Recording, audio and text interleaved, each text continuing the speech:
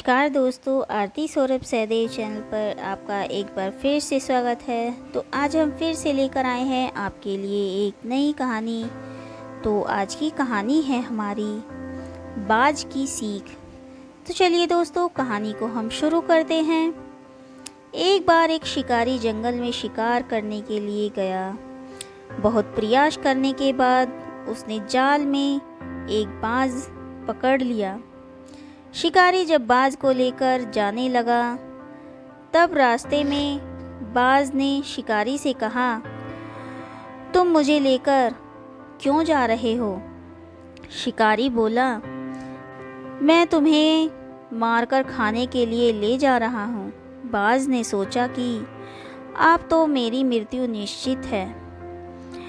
वह कुछ देर यूं ही शांत रहा और फिर कुछ सोचकर बोला, देखो, मुझे जितना जीवन जीना था मैंने जी लिया और अब मेरा मरना निश्चित है। लेकिन मरने से पहले मेरी एक आखिरी इच्छा है। बताओ अपनी इच्छा? शिकारी ने उत्सुकता से पूछा।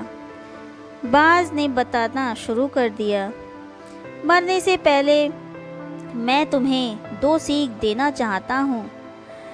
इसे तुम ध्यान से सुनना और सदा याद रखना।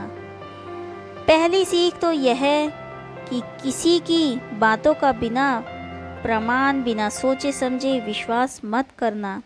और दूसरी ये कि यदि तुम्हारे साथ कुछ बुरा हो या तुम्हारे हाथ से कुछ छूट जाए तो उसके लिए कभी दुखी मत होना। शिकारी ने बाज की बात सुनी और अपने रास्ते बढ़ने लगा। कुछ समय बाद बाज ने शिकारी से कहा, शिकारी, एक बात बताओ, अगर मैं तुम्हें कुछ ऐसा दे दूं जिसे तुम रातों रात अमीर बन जाओ, तो क्या तुम मुझे आज़ाद कर दोगे? शिकारी फौरन रुका और बोला, क्या है वो चीज़, जल्दी बताओ। बोला राजा, दरअसल बहुत पहले मुझे राजमहल के करीब एक हीरा मिला था, जिसे उठाकर मैंने एक गुप्त स्थान पर रख दिया था। अगर आज मैं मर जाऊंगा तो वो हीरा इसे ही बेकार पड़ा रहेगा। इसलिए मैंने सोचा कि अगर तुम उसके बदले मुझे छोड़ दो तो मेरी जान भी बच जाएगी और तुम्हारी गरीबी भी हमेशा के लिए मिट जाएगी। यह सुनते ही शिकारी ने बिना कुछ सोचे समझे बाज को आज़ाद कर दिया और हीरा लाने को कहा। बाज तुरंत उड़कर पेड़ की ऊंची एक शाखा पर बैठा और बोला, कुछ देर पहले ही मैंने तुम्हें एक सीख दी थी कि किसी भी बातों का तुरंत विश्वास मत करना, लेकिन तुमने उस सीख का पालन नहीं किया।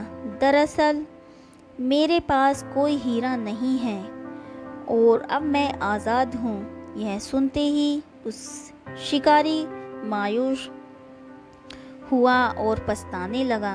तभी बाज फिर बोला, तुम मेरी दूसरी सीख भूल गए कि अगर कुछ तुम्हारे साथ बुरा हो तो उसके लिए तुम कभी पछतावा नहीं करोगे।